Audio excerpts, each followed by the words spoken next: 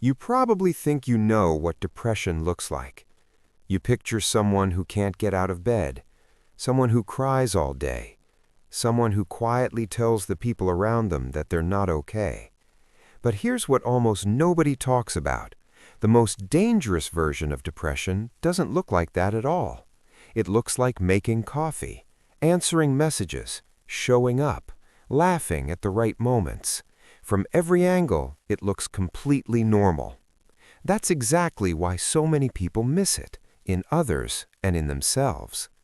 Right now, there's a real chance that someone watching this has been quietly living with chronic depression for years without ever naming it. They've called it fatigue, a personality thing, just being an introvert. They've kept going, but something inside them has slowly gone dim, and they can't quite explain why.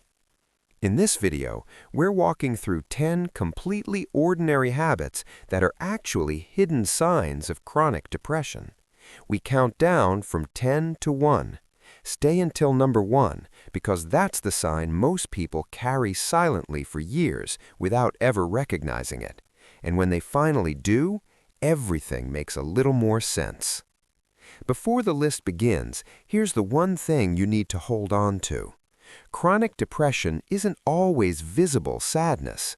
Psychologists sometimes describe it as high-functioning depression, a state where someone keeps meeting responsibilities, maintains routines, even smiles occasionally, while feeling emotionally hollow underneath, numb, disconnected, quietly exhausted in a way that sleep doesn't seem to touch. Because they function, no one around them notices, and because they function, they don't notice themselves. They begin to assume this is simply who they are. They're not broken, they're exhausted. And these 10 habits are what that exhaustion quietly looks like. Number 10. Things that once brought joy have quietly stopped working. Psychology calls this anhedonia, the gradual disappearance of pleasure from activities that once felt meaningful. It doesn't arrive suddenly, it creeps in slowly. Food stops exciting you. A hobby you loved feels empty now. Music plays, but it doesn't move you the way it used to. You still go through the motions out of habit, but the feeling that used to live behind those things has gone completely quiet. Micro-habit. Give yourself 5 minutes with something you once loved. Don't force a feeling, just show up. Number 9. Basic self-care starts to feel like too much. Showering feels heavy. Brushing your teeth takes real convincing. This isn't laziness, it's a depleted brain rationing the energy it has left. When internal reserves are low, even the smallest daily routine can feel like a mountain. Micro-habit. Choose one small act of care today. Just one. That is entirely enough. Number 8. Conversations quietly shift to autopilot. I'm fine. Not much. Yeah, good. You say the words, you respond at the right moments, but you aren't really there. Social interaction has quietly become something you perform and get through, rather than something you actually feel. Micro-habit.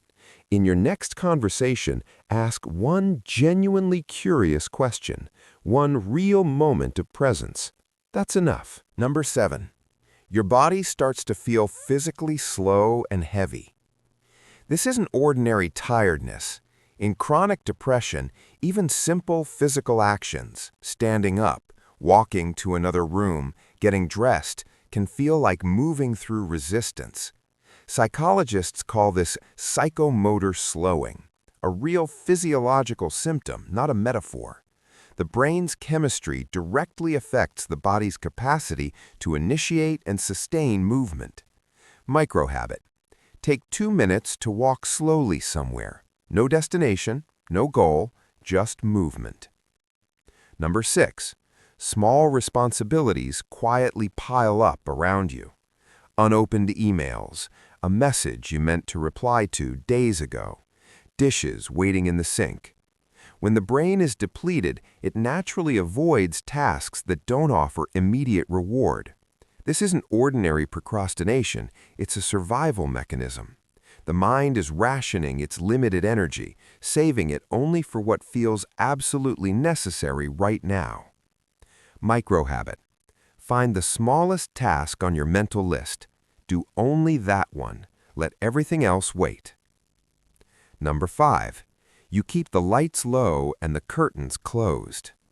This one is subtle enough that most people never connected to depression at all. But there's a recognizable pattern. The person unconsciously keeps their environment dim, curtains drawn, lights low, avoiding busy and stimulating spaces. When the nervous system is already running under strain, sensory input can become genuinely overwhelming. The dim, quiet room becomes the only space that doesn't ask anything of you.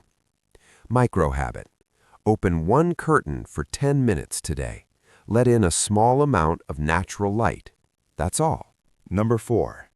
Your mind keeps returning to the past. Not just nostalgia, something more persistent than that. The mind drifts back almost automatically to old memories, older versions of yourself, earlier times when things felt more alive. When the present moment feels emotionally flat or too heavy to stay in, the past becomes a kind of refuge. It feels safer there than here.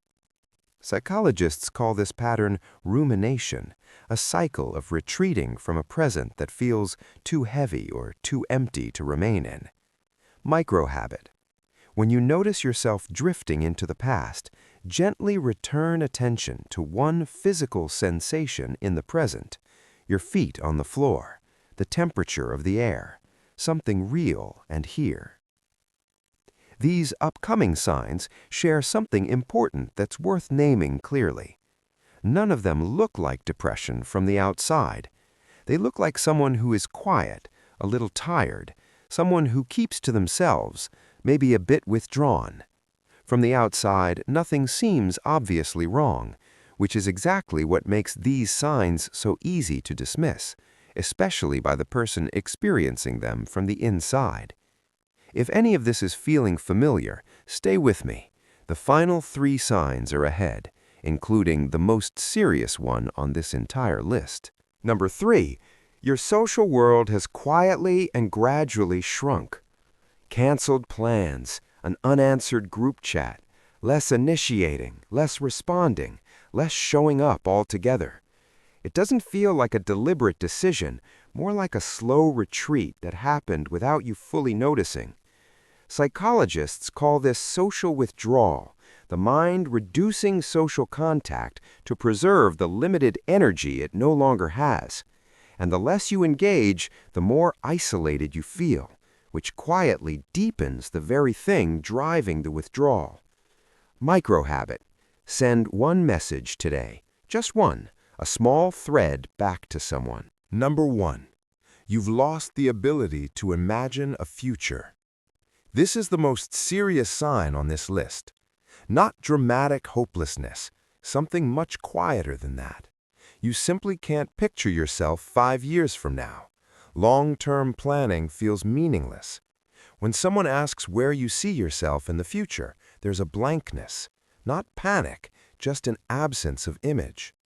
Psychologists call this loss of future orientation, and it's one of the most consistent markers of chronic depression.